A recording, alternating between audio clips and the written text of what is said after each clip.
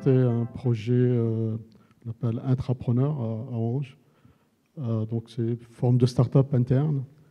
Et donc le projet, c'est une place de marché d'intelligence artificielle destinée aux entreprises. Et après, je présenterai aussi en deuxième partie notre assistant vocal, Jingo, qui était en partie développé dans le laboratoire d'Orange à Lannion. Actuellement, il y a pas mal d'intérêt et une attente des entreprises à l'égard de l'intelligence artificielle. Là, par exemple, aux États-Unis, en Chine, même en Europe, il y a eu des études qui montrent que les patrons d'entreprises, ils croient que 80%, par exemple en Chine, aux États-Unis, un peu 60% en Europe, que leur avenir passera par l'intelligence artificielle. Donc il y a une vraie attente, et donc on a étudié comment rendre l'IA plus facile et démocratiser l'IA et rendre l'usage plus facile pour les entreprises. Donc on a commencé au début à comprendre quels sont les problèmes qu'une entreprise rencontre pour déployer une solution d'intelligence artificielle.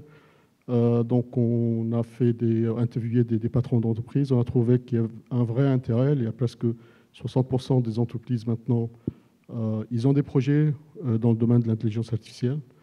Par contre, il y a un problème qu'il n'y a que 20% qui arrivent vraiment à l'amener jusqu'au bout et le déployer.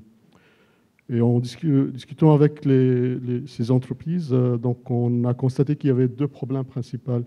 Deux problèmes pour vraiment aboutir un projet à une finalité. C'est la première chose, c'est un nouveau domaine et demande d'expertise, des talents, ce qu'on appelle les data science. Et deuxième chose, c'est pour les déployer, il faut maîtriser l'infrastructure sur laquelle on va mettre en place ce qu'on appelle l'infrastructure cloud de ces services.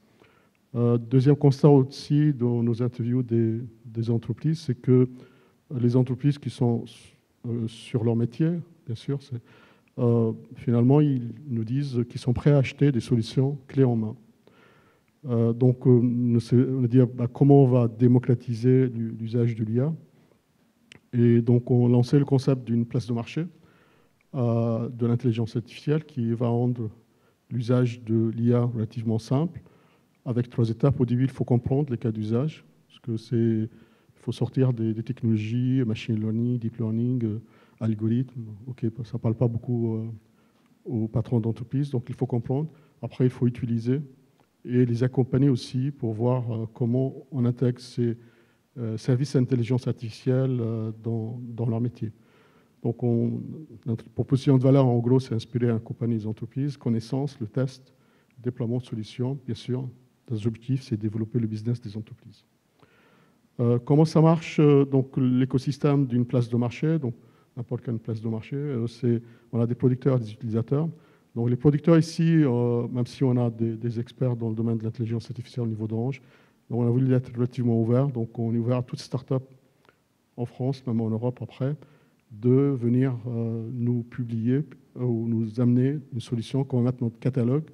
Et ce catalogue, il sera exposé à toutes les entreprises qui peuvent les acheter en quelques clics.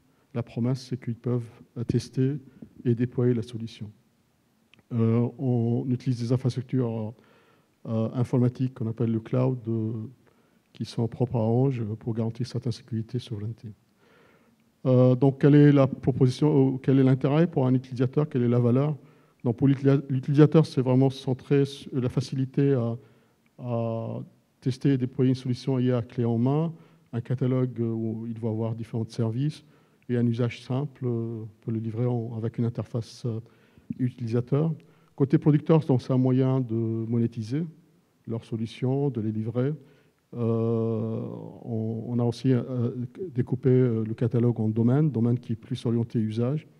Et aussi, ça facilite la plateforme, la mise à jour. Donc, on a réfléchi un peu sur les domaines d'usage. Donc, on n'a pas voulu parler de technologie, de machine learning, deep learning, langage naturel. Donc, ça, c'est plus le langage de chercheurs. Donc, on a regardé les cas d'usage et on a ciblé 5 domaines. C'est le domaine où il y a vraiment des startups en France qui développent des solutions, mais en même temps, qu'il y a un besoin côté des entreprises. Dans les domaines, c'est comment une entreprise elle peut améliorer les opérations.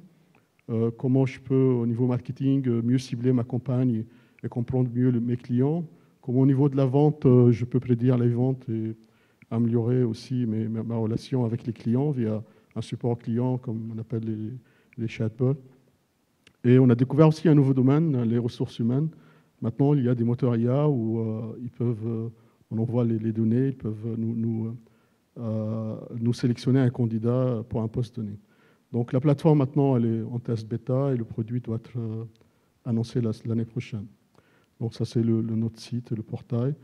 Donc deuxième sujet sur plutôt le domaine grand public. Donc on a lancé le 14 novembre notre assistant vocal qu'on appelait intelligent, qu'on appelait Django. Donc là, ce produit, il est 100% développé entre Orange et Deutsche Telekom, donc c'est un produit 100% français et français européen, on va dire.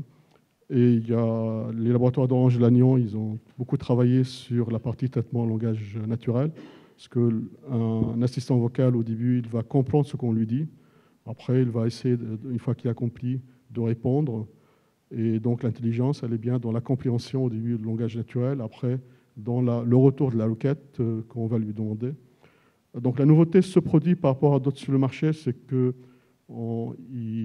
pilote en partie les services d'Orange. Par exemple, on peut lancer un programme à la télé, une vidéo à la demande, on peut lancer un appel. Et après, on retrouve les fonctionnalités de ce type d'assistant vocal, contrôler tout ce qui est IoT, l'éclairage, tout ce qui est composant IoT, lancer la musique, écouter les infos. Donc ça, c'est bien sûr avec des partenaires. Et aussi, on a un interco avec les assistants de Google, Alexa. Et on voit en bas le cousin allemand qui s'appelle Hello Magenta, qui était identique à celui d'Orange, à part que lui, il parle allemand, nous, ça parle plutôt français.